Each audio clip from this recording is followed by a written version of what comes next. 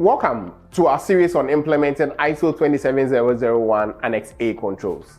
Today, we are diving into Annex A controls. Now, we're going to start with Annex A 5.1, Policy for Information Security.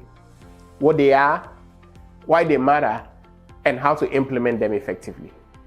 ISO 27001, as you know, is a globally recognized standard or rule book that is being used to protect our information.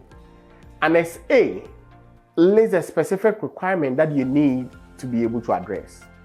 The Control 5.1 or Annex A 5.1 focuses on written policies. These are the core rules everyone follows to keep our data safe in an organization. Understanding the information security policy. Now, ISO 27001 is built on risk management and policies. However, a common misconception is about what policies are and which ones you need. Risk management means that you are identifying what could go wrong, like stealing someone's data, and deciding on how do you be able to prevent those issues or those problems. The policy is a concise rule that tells you exactly what action you need to be able to take or avoid. So we define policy as simply a statement of what you do, not how you do it. The how is the procedure. For example, the policy might say that you need to lock your computer whenever you are staying away. But how do you do it? The detailed steps, such as pressing Windows L, are the procedures, and that needs to be kept in a separate document for the team. This separation is important. It is important because policies communicate clear expectations to employees and stakeholders. It is simply the rule that is easy to understand and follow.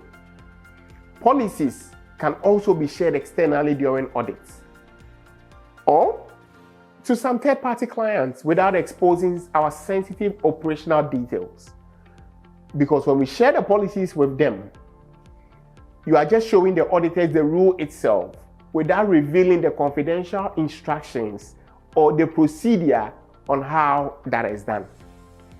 One mistake many companies make is that they mix the policies and the procedure steps, which can lead to internal confusion by complicating what a policy means. When rules include too much detail, staff can't tell what is important and what is not important. And there are external risks also, because if confidential details are being shared to external parties, it puts our company at risk. Now, how ISO 27001 approaches policies. The 2022 version of ISO 27001 takes a more structured approach to policies. Instead of one massive document, it introduces two: high-level information security policy, and the second one, the top specific policy. Now, when we talk about a high-level information security policy, what do we mean? It says that an organization will provide an overview of the main security commitment.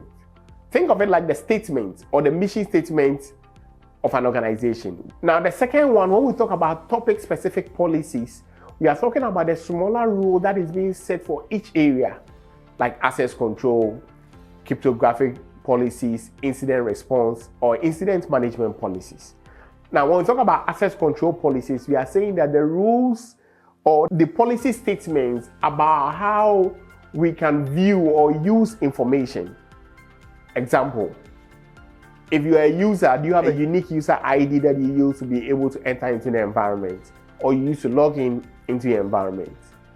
And that is what we talk about when we are talking about the access control. We can also talk about your password requirement, that, hey, we need to have 8 characters or 12 character password requirements. Cryptographic policies. Now, when we talk about cryptographic policies, we are talking about encryption.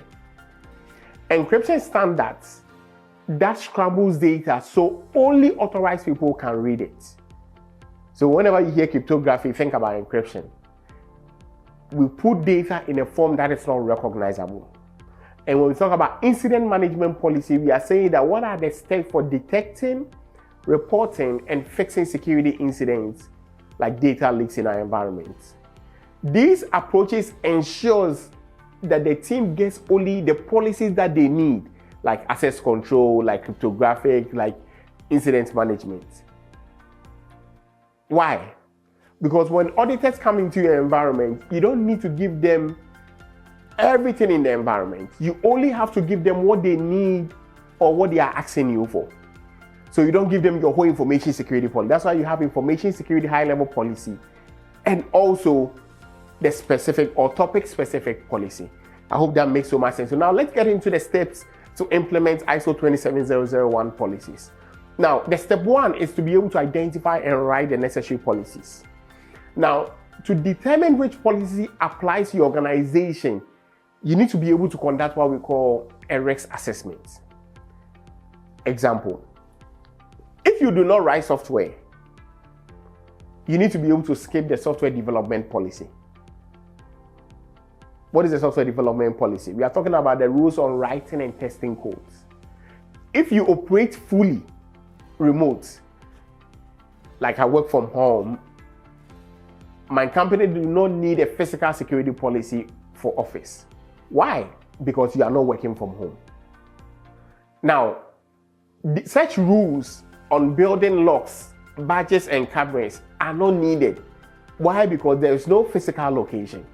Now, your risk assessments will also list the possible threats and will rank them.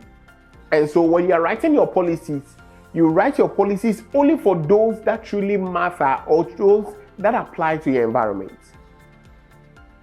When you go to next, we call it control tailoring. Now, the second one. After you have been able to identify, you now come to assigning ownership and accountability. Each policy should have an owner who is responsible for keeping your IT policies or for keeping your policies current and answering questions about it.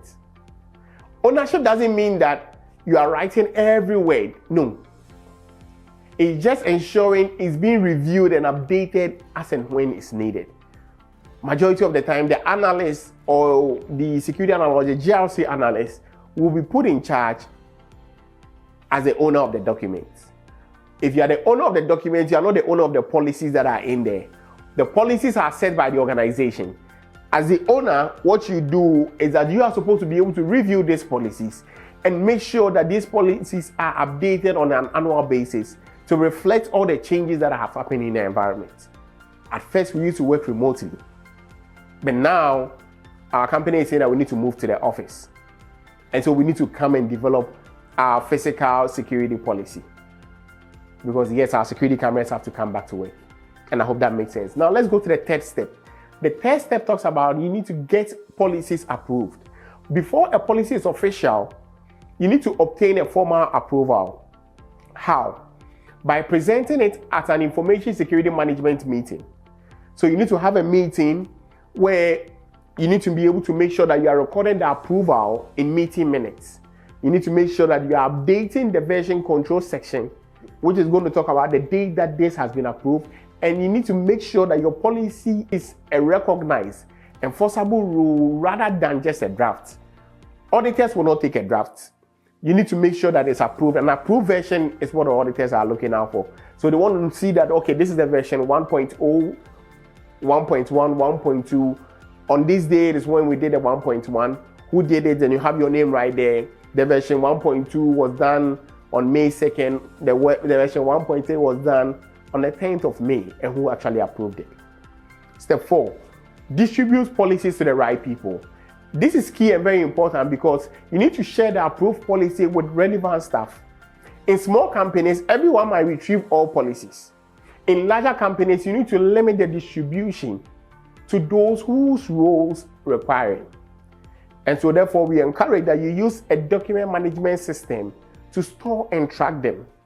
Keep a distribution log of who received each policy and also make acknowledgement via an LMS system or a learning management system, or probably an email process.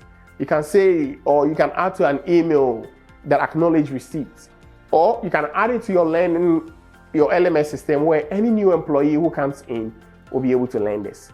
5, require acknowledgement. Ensure employees confirm they have read and understood each policy. via email confirmation as I talked about, or a digital signature, or an LMS checkbox. This acknowledgement is your proof during an audit that everyone is aware of the policies in the organization. Regular policy reviews and updates, step 6. Now you need to be able to review at least annually or whenever significant changes occur. If no updates are needed, record reviewed no changes in the version control. Why? Because the auditor wants to make sure that that annual review, or the auditor expects that evidence that you actively maintain your policies, even if they stay the same. So you need to be able to allocate that, and you need to be able to notify that who did the review, when was it done, and when was it approved. Now, best practices for policy management. You need to be able to communicate policies year-round by integrating them into security awareness training programs, not just annual reviews. You need to be able to include policies in employee onboarding so that new staff will learn the rules on their first day.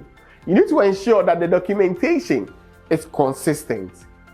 The version numbers in the headers, the footers, the version control must all match. What am I talking about? You can't tell me that the draft was done on the 1st of May, but you tell me that the approval was done in February. No, for the same year. No, you don't do that. You need to make sure that all of those things are matchy. I have a former employee who say they are matchy. Now, only create policies that add value. Skip unnecessary documents and focus on those that addresses real risks. These habits make policies very effective, enforceable, and easy to manage. Why? Because if you don't do that and an auditor comes around, you give them a lot of information that they don't need. You always have to remember, give the auditor all the information that they need to be able to do their job, or give them only the information that they need or they are asking you for. Don't give them information that they don't need. This wraps up our Annex A 5.1 Policy for Information Security section. I hope you have learned what policies are, why they matter, and how to create, approve, distribute, and maintain them in these straightforward steps. For more details, visit us at forit.com and stay tuned for our next video covering additional Annex A controls. See you in the next one.